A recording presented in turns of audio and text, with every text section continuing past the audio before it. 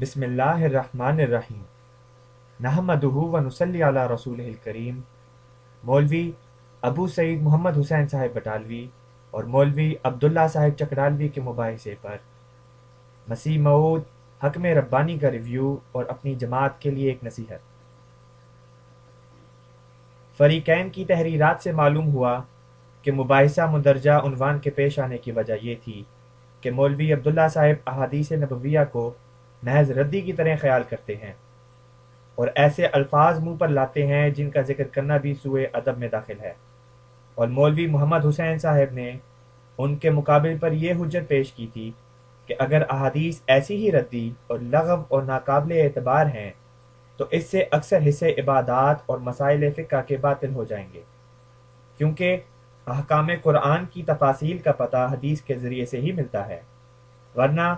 اگر صرف قرآن کو ہی کافی سمجھا جائے تو پھر محض قرآن کے روح سے اس پر کیا دلیل ہے کہ فریضہ صبح کی 2 رکعت اور مغرب کی 3 رکعت اور باقی 3 نمازیں 4 رکعت ہیں۔ یہ اعتراض ایک زبردست پیرائے میں ہے، گو اپنے اندر ایک غلطی رکھتا ہے۔ یہی وجہ تھی کہ اس اعتراض کا مولوی عبداللہ صاحب نے کوئی شافی جواب نہیں دیا، محض فضول باتیں ہیں جو لکھنے کے بھی لائق نہیں۔ ہاں، اس اعتراض کا نتیجہ آخرکار یہ ہوا کہ مولوی عبداللہ صاحب کو ایک نئی نماز بنانی پڑی جس کا جمیع اسلام کے فرقوں میں نام و نشان نہیں پایا جاتا۔ انہوں نے اتحیات اور درود اور دیگر تمام ادعیہ معصورہ جو نماز میں پڑھی جاتی ہیں درمیان سے اڑا دی اور ان کی جگہیں صرف قرآنی آیتیں رکھ دیں۔ ایسا ہی اور بہت کچھ نماز میں تبدیلی کی جس کے ذکر کی اس جگہ ضرورت نہیں، اور شاید مسائل حج و زکوٰۃ وغیرہ میں بھی تبدیلی کی ہوگی، لیکن کیا یہ سچ ہے کہ حدیثیں ایسی ہی ردی اور لغو ہیں جیسا کہ مولوی عبداللہ صاحب نے سمجھا ہے؟ معاذ اللہ، ہرگز نہیں۔ اصل بات یہ ہے کہ ان ہر 2 فریق میں سے ایک فریق نے افراد کی راہ اختیار کر رکھی ہے اور دوسرے نے تفرید کی۔ فریق اول یعنی مولوی محمد حسین صاحب اگرچہ اس بات میں سط پر ہیں کہ احادیث نبویہ مرفوعہ متصلہ ایسی چیز نہیں ہے کہ ان کو ردی اور لغو سمجھا جائے، لیکن وہ حفظ مراتب کے قاعدے کو فراموش کر کے احادیث کے مرتبے کو اس بلند مینار پر چڑھاتے ہیں جس سے قرآن شریف کی حد تک لازم آتی ہے، اور اس سے انکار کرنا پڑتا ہے، اور کتاب اللہ کی مخالفت اور معارضت کی وہ کچھ بھی پرواہ نہیں کرتے، اور حدیث کے قصے کو ان قصوں پر ترجیح دیتے ہیں جو کتاب اللہ میں بتصریح موجود ہیں، اور حدیث کے بیان کو کلام اللہ کے بیان پر ہر ایک حالت میں مقدم سمجھتے ہیں، اور یہ صریح غلطی اور زیادہ انصاف سے تجاوز ہے۔ اللہ جل شانہ قرآن شریف میں فرماتا ہے فَبِأَيِّ حَدِيثٍ بَعْدَ اللَّهِ وَآيَاتِهِ يُؤْمِنُونَ، یعنی خدا اور اس کی آیتوں کے بعد کس حدیث پر ایمان لائیں گے۔ اس جگہ حدیث کے لفظ کی تنکیر جو فائدہ عموم کا دیتی ہے صاف بتلا رہی ہے کہ جو حدیث قرآن کے معارض اور مخالف پڑے اور کوئی راہ تطبیق کی پیدا نہ ہو اس کو رد کر دو، اور اس حدیث میں ایک پیشگوئی بھی ہے جو بطور اشارت النص اس آیت سے مترشح ہے، اور وہ یہ کہ خدا تعالیٰ آیا ممدوحہ میں اس بات کی طرف اشارہ فرماتا ہے کہ ایک ایسا زمانہ بھی اس امت پر آنے والا ہے کہ جب بعض افراد اس امت کے قرآن شریف کو چھوڑ کر ایسی حدیثوں پر بھی عمل کریں گے جن کے بیان کردہ بیان قرآن شریف کے بیانات سے مخالف اور معارض ہوں گے۔ غرض یہ فرقہ اہل حدیث اس بات میں افراد کی راہ پر قدم مار رہا ہے کہ قرآنی شہادت پر حدیث کے بیان کو مقدم سمجھتے ہیں، اور اگر وہ انصاف اور خدا ترسی سے کام لیتے تو ایسی حدیثوں کی تطبیق قرآن شریف سے کر سکتے تھے، مگر وہ اس بات پر راضی ہو گئے کہ خدا کے قطعی اور یقینی کلام کو بطور متروک اور مہجور کے قرار دیں، اور اس بات پر راضی نہ ہوئے کہ ایسی حدیثوں کو جن کے بیانات کتاب اللہ سے مخالف ہیں یا تو چھوڑ دیں اور یا ان کی کتاب اللہ سے تطبیق کریں۔ بس یہ وہ افراد کی راہ ہے جو مولوی محمد حسین نے اختیار کر رکھی ہے، اور ان کے مخالف مولوی عبداللہ صاحب نے تفرید کی راہ پر قدم مارا ہے، جو سرے سے احادیث کا انکار کر دیا ہے، اور احادیث سے انکار ایک طور سے قرآن شریف کا بھی انکار ہے، کیونکہ اللہ تعالیٰ قرآن کریم میں فرماتا ہے قُلْ إِن كُنتُمْ تُحِبُّونَ اللَّهَ فَاتَّبِعُونِي يُحْبِبْكُمُ اللَّهُ۔ پس جب کہ خدا تعالیٰ کی محبت حضرت صلی اللہ علیہ وسلم کی اتباع سے وابستہ ہے اور جناب کے عملی نمونوں کے دریافت کے لیے جن پر اتباع موقوف ہے، حدیث بھی ایک ذریعہ ہے۔ پس جو شخص حدیث کو چھوڑتا ہے وہ طریق اتباع کو بھی چھوڑتا ہے، اور مولوی عبداللہ صاحب کا یہ قول کہ تمام حدیثیں محض شکوک اور ظنون کا ذخیرہ ہیں، یہ قلت تدبر کی وجہ سے خیال پیدا ہوا ہے، اور اس خیال کی اصل جڑ محدثین کی ایک غلط اور نامکمل تقسیم ہے جس نے بہت سے لوگوں کو دھوکہ دیا ہے، کیونکہ وہ یوں تقسیم کرتے ہیں کہ ہمارے ہاتھ میں ایک تو کتاب اللہ ہے اور دوسری حدیث، اور حدیث کتاب اللہ پر قاضی ہے، گویا احادیث ایک قاضی یا جج کی طرح کرسی پر بیٹھی ہیں اور قرآن ان کے سامنے ایک مستغیث کی طرح کھڑا ہے اور حدیث کے حکم کے تابع ہے۔ ایسی تقریر سے بے شک ہر ایک کو دھوکہ لگے گا کہ جبکہ حدیثیں 100-150 برس حضرت صلی اللہ علیہ وسلم کے بعد جمع کی گئی ہیں اور انسانی ہاتھوں کے مس سے وہ خالی نہیں ہیں، اور بائیں ہما وہ احاد کا ذخیرہ اور ظنی ہیں، اور ان میں قسم متواترات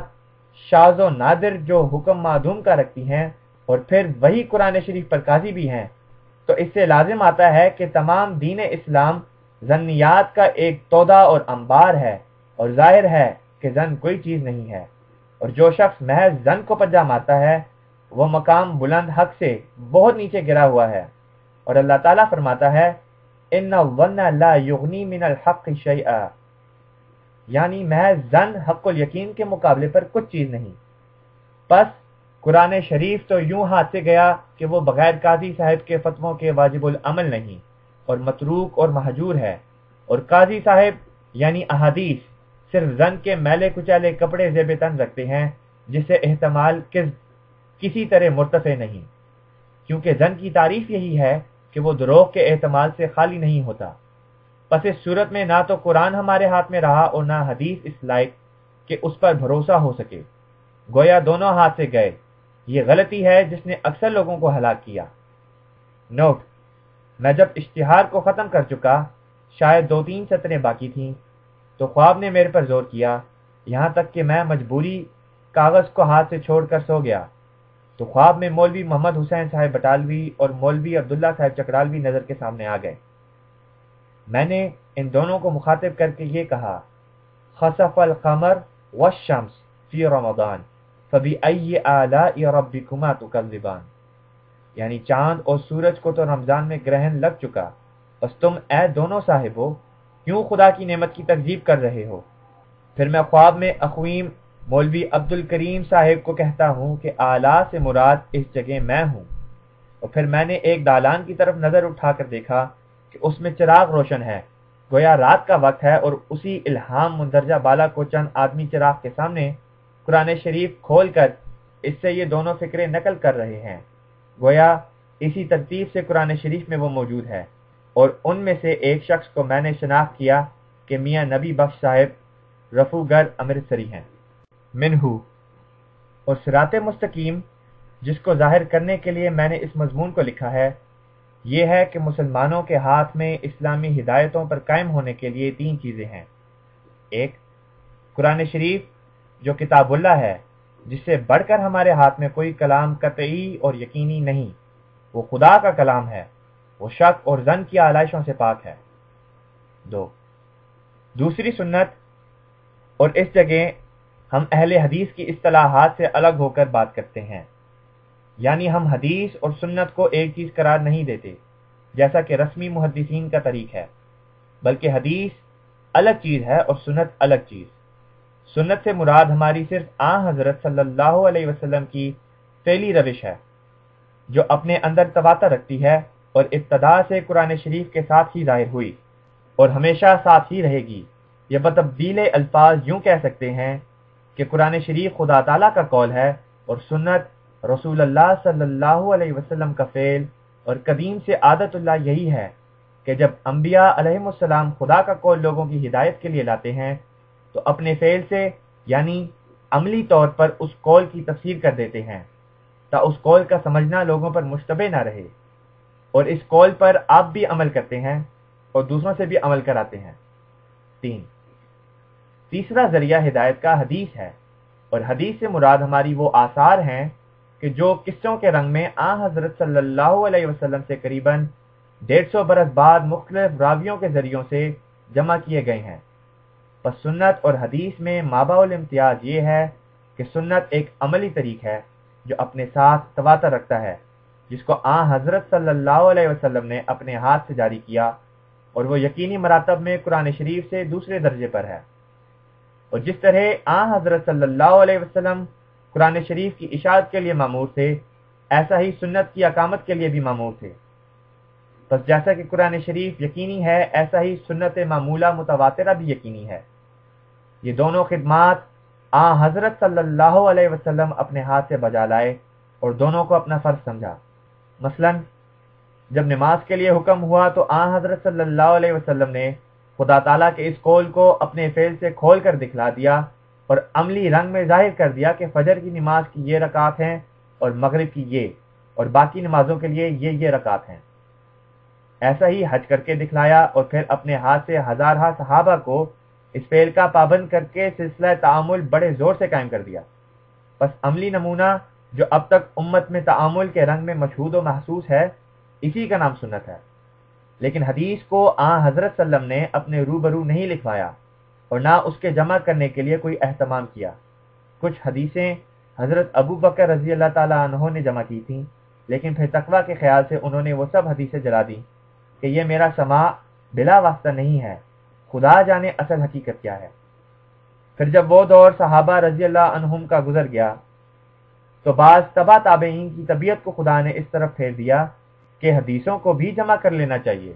تب حدیثیں جمع ہوئیں۔ اس میں شک نہیں ہو سکتا کہ اکثر حدیثوں کے جمع کرنے والے بڑے متقی اور پرہیزگار تھے۔ انہوں نے جہاں تک ان کی طاقت میں تھا حدیثوں کی تنقید کی اور ایسی حدیثوں سے بچنا چاہا جو ان کی رائے میں موضوعات میں سے تھیں، اور ہر ایک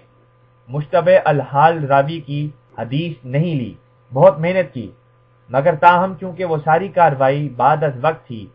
اس لیے وہ سب زن کے مرتبے پر رہی۔ بائیں ہمہ یہ سخت ناانصافی ہوگی کہ یہ کہا جائے کہ وہ سب حدیثیں لغو اور نکمی اور بے فائدہ اور جھوٹی ہیں، بلکہ ان حدیثوں کے لکھنے میں اس قدر احتیاط سے کام لیا گیا ہے اور اس قدر تحقیق اور تنقید کی گئی ہے جو اس کی نظیر دوسرے مذاہب میں نہیں پائی جاتی۔ یہودیوں میں بھی حدیثیں ہیں، اور حضرت مسیح کے مقابل پر بھی وہی فرقہ یہودیوں کا تھا جو عامل بالحدیث کہلاتا تھا، لیکن ثابت نہیں کیا گیا کہ یہودیوں کے محدثین نے ایسی احتیاط سے وہ حدیثیں جمع کی تھیں جیسا کہ اسلام کے محدثین نے۔ تاہم یہ غلطی ہے کہ ایسا خیال کیا جائے کہ جب تک حدیثیں جمع نہیں ہوئی تھیں اس وقت تک لوگ نمازوں کی رکعات سے بے خبر تھے یا حج کرنے کے طریق سے ناآشنا تھے، کیونکہ سلسلہ تعامل نے جو سنت کے ذریعے سے ان میں پیدا ہو گیا تھا، تمام حدود اور فرائض اسلام ان کو سکھلا دیے تھے۔ اس لیے یہ بات بالکل صحیح ہے کہ ان حدیثوں کا دنیا میں اگر وجود بھی نہ ہوتا جو مدت دراز کے بعد جمع کی گئیں، تو اسلام کی اصلی تعلیم کا کچھ بھی حرج نہ تھا، کیونکہ قرآن اور سلسلہ تعامل نے ان ضرورتوں کو پورا کر دیا تھا۔ تاہم حدیثوں نے اس نور کو زیادہ کیا، گویا اسلام نور علی نور ہو گیا، اور حدیثیں قرآن اور سنت کے لیے گواہ کی طرح کھڑی ہو گئیں،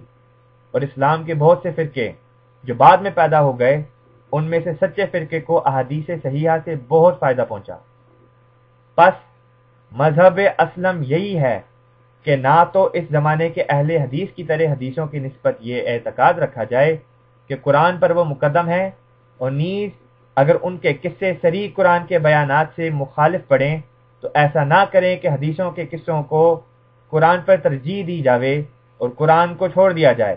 اور نہ حدیثوں کو مولوی عبداللہ چکرالوی کے عقیدے کی طرح محض لغو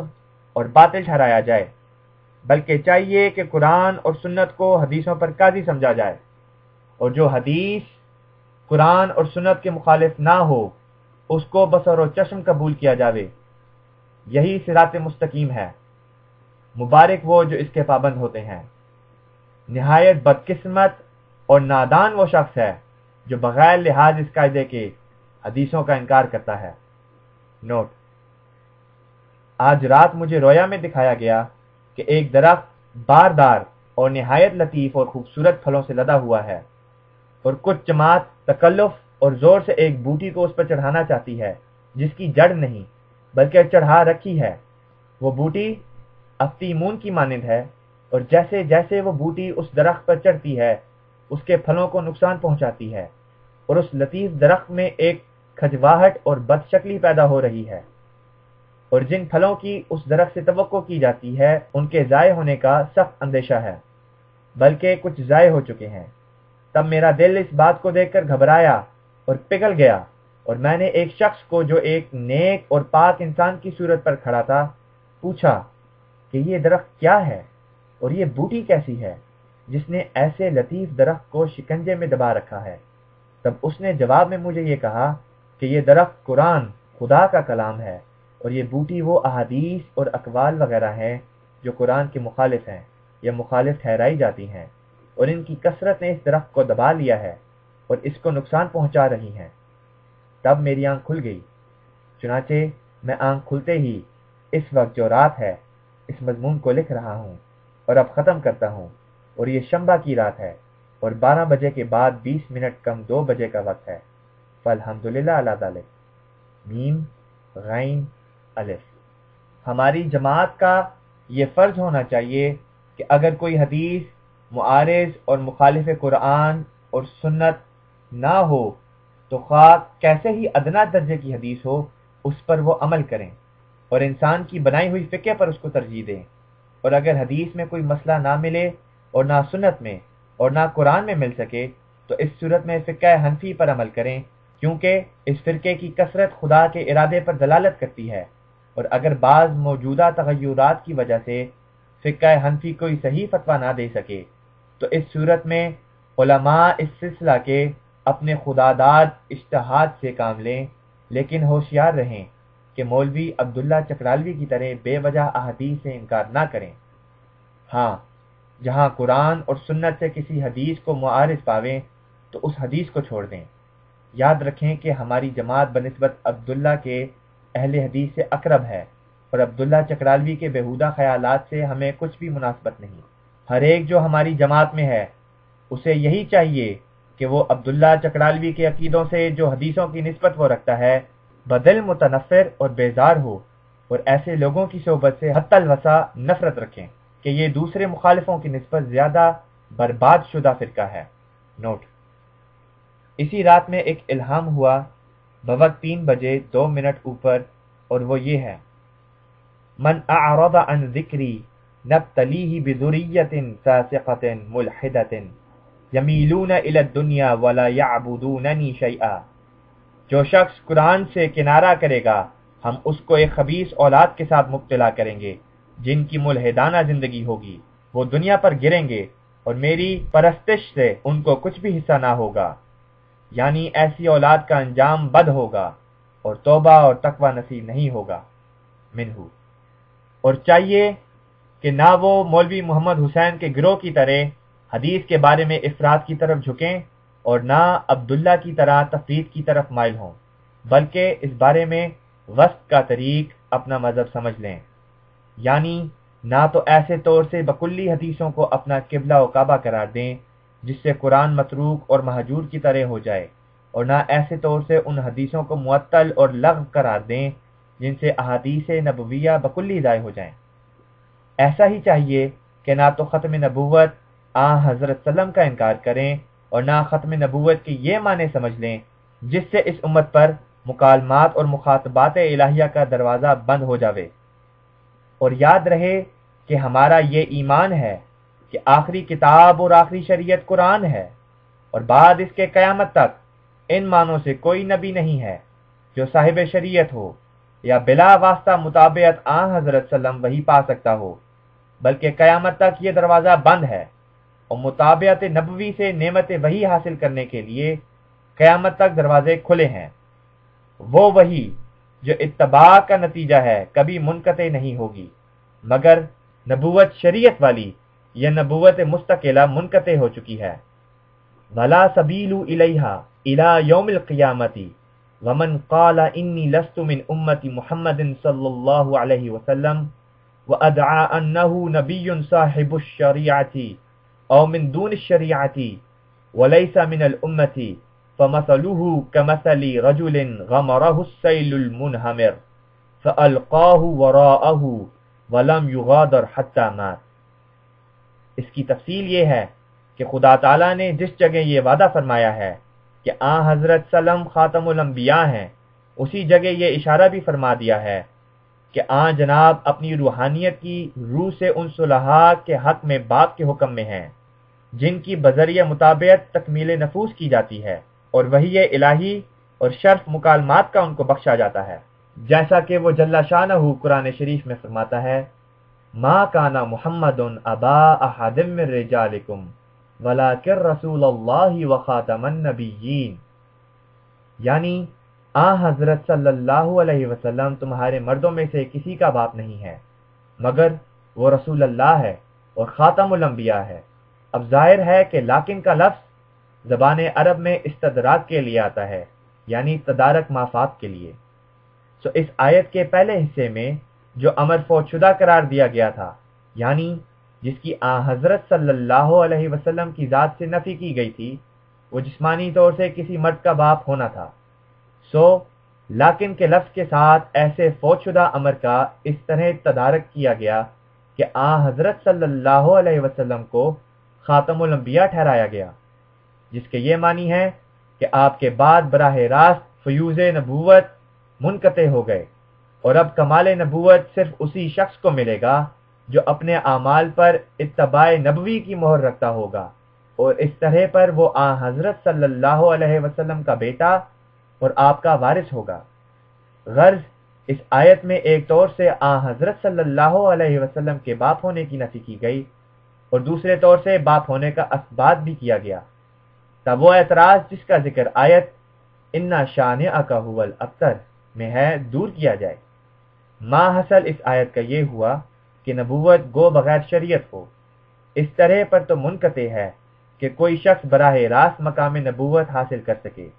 لیکن اس طرح پر ممتنع نہیں کہ وہ نبوت چراغ نبوت محمدیہ سے مکتسب اور مستفاض ہو،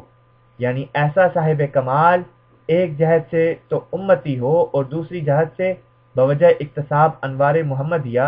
نبوت کے کمالات بھی اپنے اندر رکھتا ہو، اور اگر اس طور سے بھی تکمیل نفوس مستعدہ امت کی نفی کی جائے تو اس سے نعوذ باللہ حضرت صلی اللہ علیہ وسلم دونوں طور سے ابتر ٹھہرتے ہیں، نہ جسمانی طور پر کوئی فرزند نہ روحانی طور پر کوئی فرزند، اور معترض سچا ٹھہرتا ہے جو حضرت سلم کا نام ابتر رکھتا ہے۔ اب جبکہ یہ بات طے پا چکی کہ حضرت صلی اللہ علیہ وسلم کے بعد نبوت مستقلہ جو براہ راست ملتی ہے۔ نوٹ: بعض نیم ملا میرے پر اعتراض کر کے کہتے ہیں کہ ہمارے نبی صلی اللہ علیہ وسلم نے ہمیں یہ خوشخبری دے رکھی ہے کہ تم میں 30 دجال آئیں گے اور ہر ایک ان میں سے نبوت کا دعویٰ کرے گا۔ اس کا جواب یہی ہے کہ اے نادانو، بد نصیبو،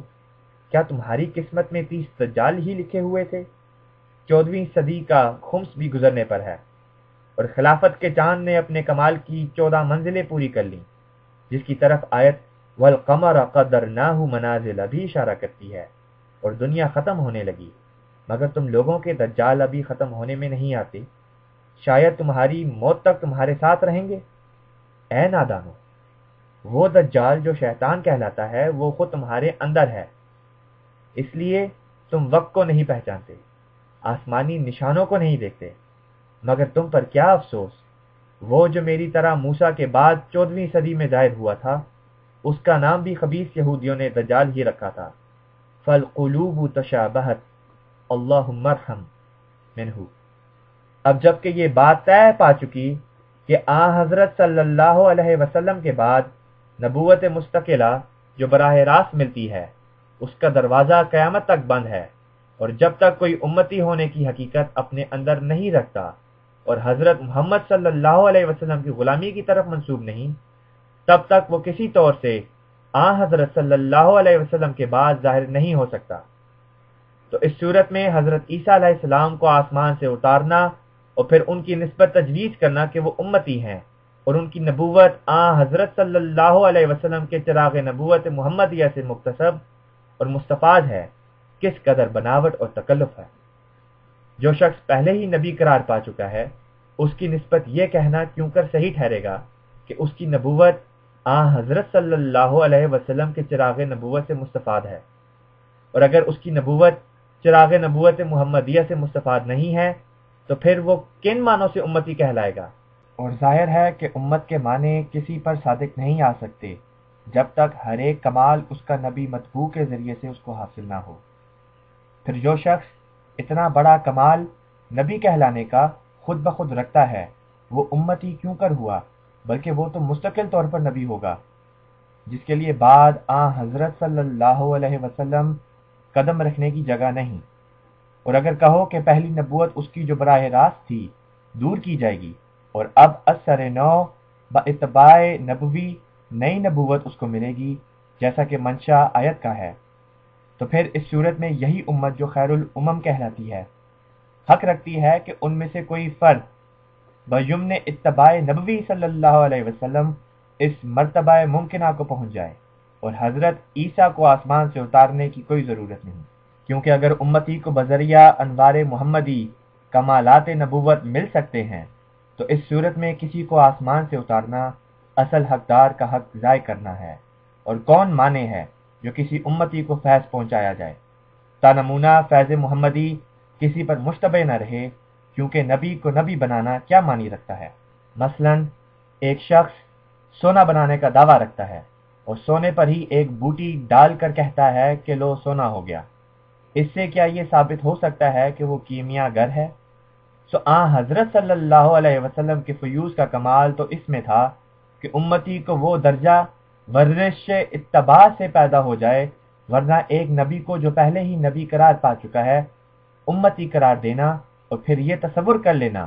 کہ جو اس کو مرتبہ نبوت حاصل ہے وہ بوجہ امتی ہونے کے ہے، نہ خود بخود،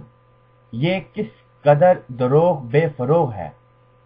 بلکہ یہ دونوں حقیقتیں متناقض ہیں،